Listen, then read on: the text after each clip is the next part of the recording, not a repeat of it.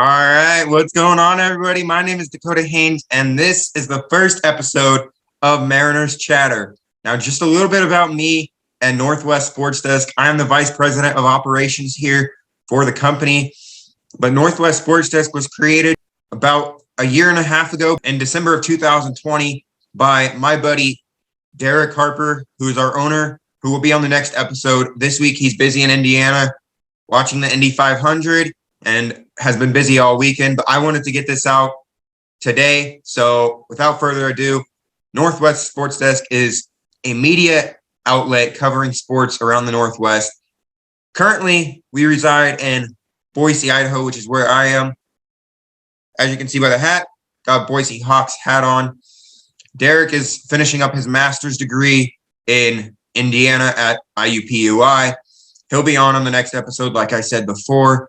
But today, we're just going to talk a little bit about the Mariners, talk about Kyle Lewis coming back and providing a spark for the lineup, talk about Julio Rodriguez and if he is the next Ken Griffey Jr.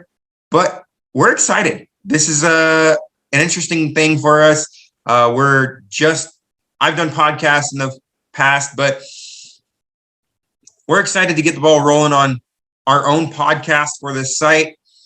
We've been writing articles for over a year now, and the podcast side of things was much needed. And without further ado, here we are with Mariners Chatter. Now in the future, we're going to have Blazers Chatter. Every team in the Northwest is going to have a podcast, at least every professional and collegiate team.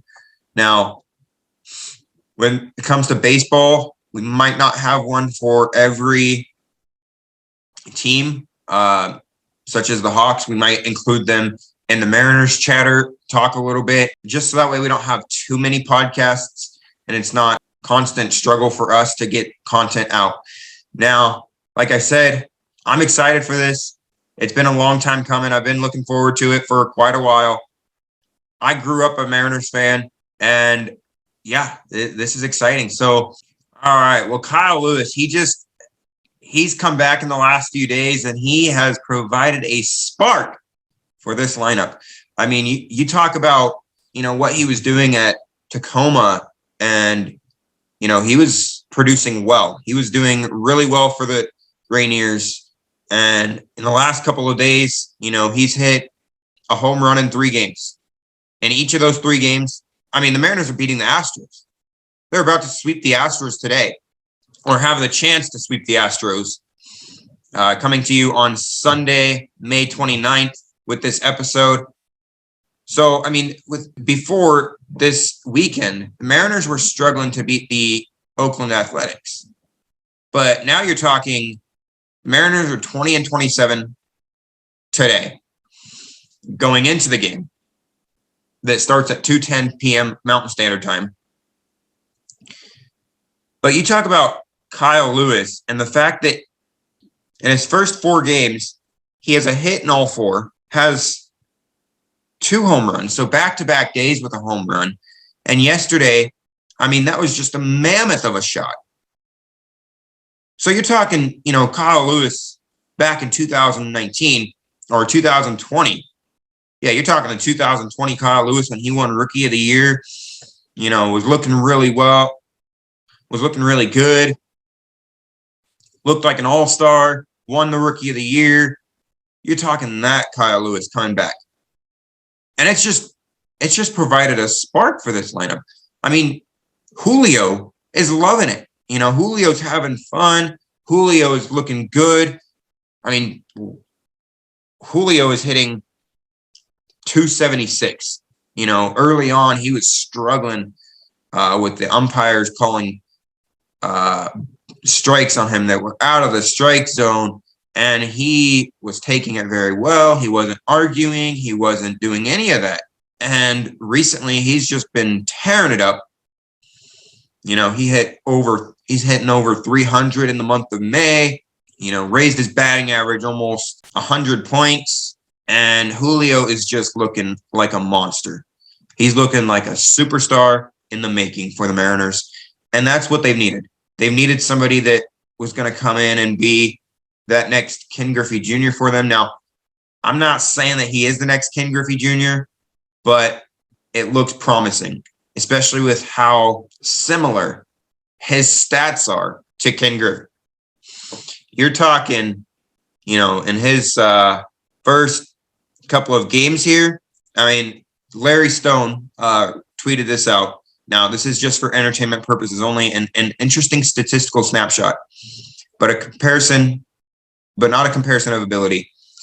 Ken Griffey Jr. in his rookie year at the age of 19 hit 264, 329, 420 with a 748 OPS. So far, in Julio's rookie year, he is hitting 276 with a 326 on base percentage, a 431 slugging percentage, and a 757 on OPS. That right there, all of that, every single one of those, Julio is doing better than Ken Griffey Jr. did in his rookie year. Julio is looking like he is the leading candidate for the rookie of the year after his month of May. So, it's just, he's really doing good for the Mariners, and without him, the Mariners wouldn't be where they are right now. They would have struggled more in the month of May.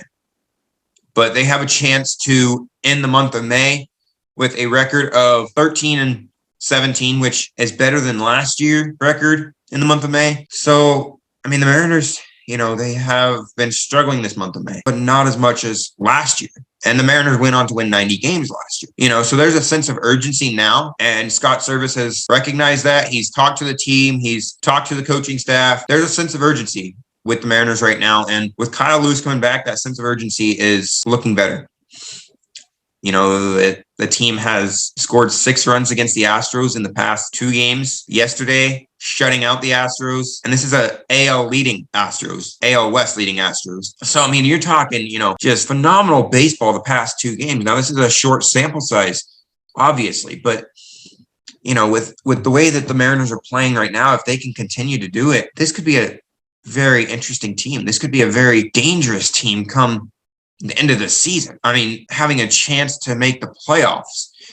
Jerry Dacota has said that this is the year that the Mariners were going to make the playoffs for a couple of years now. This is the year that the Mariners would make the AL wild card, at least. So if the Mariners can actually do that, then this is going to be a good year, ending that playoff drought, ending, that 22-year playoff drought, 21-year playoff drought, whatever you want to call it. But it's phenomenal that Julio Rodriguez is looking like the next Ken Griffey Jr. for the Mariners. Now, I don't want to go out and, make the prediction that he is, but it's phenomenal that he's making that known. He's making that known that he's going to be a superstar in the MLB, possibly the next face of the MLB. I don't know yet, but Julio is just phenomenal. And you're talking, when the Mariners got both Julio and Jared Kelenic was the prized piece at first until Julio, started doing what he was doing in the minors, and he became that prized piece. And then Jared Kelenic has struggled in the major leagues, and it's just phenomenal that Julio is doing as well as he is. Now, we talk about Jared Kelenic here too, and Kelenic has actually been producing in AAA. So I'm actually going to pull this up really quick. But Kelenic has been doing really well. The other night, he went 4 for 4 with a home run. He finished a double shy of a cycle for AAA Tacoma. And that right there is, it just shows that he's having fun again, which is what the Mariners wanted from him when they sent him back down to AAA Tacoma. He's hitting a 317 with a 378 on base percentage and a 561 slugging percentage and a PCL through 10 games. Now, it's just 10 games, so it's a small sample size, but he has 2 doubles, a triple, 2 home runs, 4 RBIs, a stolen base, has struck out 17 times, walked 4, but 317 batting average, 378 on base percentage, a 561 slugging percentage, and a 939 OPS. Those are all-star numbers right there. And if he stays, if he can continue to do that for AAA, he could be an all-star for, Tacoma and the PCL if he's not called up before that. It's just good to see, Jared Kelenic actually having fun playing baseball again as he's struggled this year. But, if he can continue to do this, come back up to the MLB and perform this way for the Mariners, I mean, you're going to be talking 3 deadly outfielders in a lineup. And that's not even including Jesse Winker, Mitch Haniger. That's going to be a stacked outfield when they all get called up. So, I mean, it's just interesting to see all of this come together. All of the pieces fall for the Mariners the way that they wanted it to. And, it's interesting to see. But, you talk about Julio. He's just been a superstar. He's been phenomenal. And it's looking like he's the next big thing in Seattle. But there's also Logan Gilbert on the pitching side. In his last 18 games, Logan has a 2.44 ERA. I'm just saying here, things are looking up for the Mariners. And it's good to see. You talk about, I'm going to pull this up real quick because Jade Tust of KTVB in Boise, Idaho, tweeted this out. Logan Gilbert has 34 career starts. His first 18, he went 5-5 with a 5.44 ERA, 10.2 strikeouts per 9 innings, 13 home runs, 4 quality starts, 4 2/3 plus innings per start. He pitched 4.2 pitches per batter, faced 18.0 per inning. And in the last 16 games, Gilbert has gone 6-2 with a 2.44 ERA, 8.9 K9 ratio, given up only 9 home runs, 6 quality starts, gone 5 2/3 plus innings per start, 4 2/3 per batter faced, or 4.2 pitches per batter faced, and only 16.7 per inning. It's, that right there shows that he has progressed. That he took time in the off season, met with Jacob deGrom, met with, multiple ace pitchers out there in the MLB, and has really taken that chance to get better and lead this Mariners rotation. And it looks like it. He's showing it. He's showing that he's ready to be an ace. He's showing that he's ready to take that next step for the Mariners. And Emerson Hancock is, on his way to being in the MLB. Now, he has struggled with injuries the past couple of years, but he's showing that he's looking pretty good in the minors. And George Kirby's already made in the Major League Baseball. So, I mean, it's all coming together for the Mariners. And, their top prospects are finally making their appearances. So, I mean, yeah, it's just looking like you're talking a team that, a couple of years ago in this spot wouldn't be as good as they are. Before a couple of years ago in like 2017, if the Mariners would have done this, everybody would have been surprised. So, you're talking, like I said, a very phenomenal team. Last year winning 90 games, looking to build off that. And it's just phenomenal to see.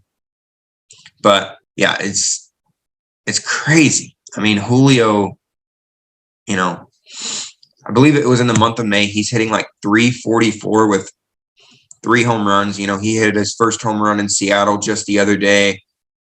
Julio is looking good. Finally, Julio is looking good. And it's good to see. After the struggles that he went through at the beginning of the year with the umpires and stuff like that, as I was saying earlier, it's good to see. And he's looking like the next big thing here in Seattle. And, I talked about a stacked outfield just a little bit ago. And that's not even including that the Mariners have Jonathan Clace down in AAA. Excuse me, in AA. That's not even including the fact that the Mariners have Jonathan Clace in Single A, playing for the Modesto Nuts. And he's looking good. He's the Mariners' number 19 prospect, but he's the forgotten about Mariners prospect when it comes to that outfield because, you had Jared Kelenic, you had Julio Rodriguez, you have Zach DeLoach, you have Alberto Rodriguez, you have Cade Marlowe, Jonathan Clace is down there quite a bit when it comes to all of those guys. And, he's the forgotten about Mariners prospect. And when it comes to that outfield, and he's looking really good. I'll pull his stats up here. But just the other day, it was his birthday, and he's, like I said, he's looking really good for the Mariners in Modesto. He's hitting .242 with a .326 on base percentage and a .379 slugging percentage. Has 6 doubles, 3 triples, 3 home runs, 18 stolen bases, and 36 games. Now, I mean, that batting average, could come up a little bit, but Jonathan Clace in the minors is, he's doing well. And this is just his second season stateside, and he's still young. He's only 20 years old. He was born in 2002. He's a switch hitter. So last year he played for the Dominican Summer League, 2019 he played for the Dominican Summer League Mariners. And then last year he played for the Mariners rookie ball, hit .245 with a .333 on base percentage and a .388 slugging percentage with only 1 double and 2 home runs and had 16 stolen bases. So he's gotten a lot better this year, going from rookie ball to single A. But yeah, I mean, the outfield is looking stacked for the Mariners for the next decade. And when you look at the Mariners outfield back in 1995, it was phenomenal. You had Jay Buhner, you had Ken Griffey Jr., those guys. And you're talking a team that could end up looking better than that. Now, you don't have as much power at the moment, but, there's a lot of speed there. There's a lot of base hits there. There's a lot of on-base percentage there. You're talking a team that has a chance to be as good, if not better, than the 1995 Seattle Mariners. But that's going to cut it for us today. It's a little short podcast here today. Again, next week will be a little bit longer with Derek on. I just wanted to comment on here, talk a little bit of Mariners, introduce myself and Northwest Sports Desk to you guys. Thanks for watching. Once again, my name is Dacota Haynes, and this is Northwest Sports Desk Mariners Chatter here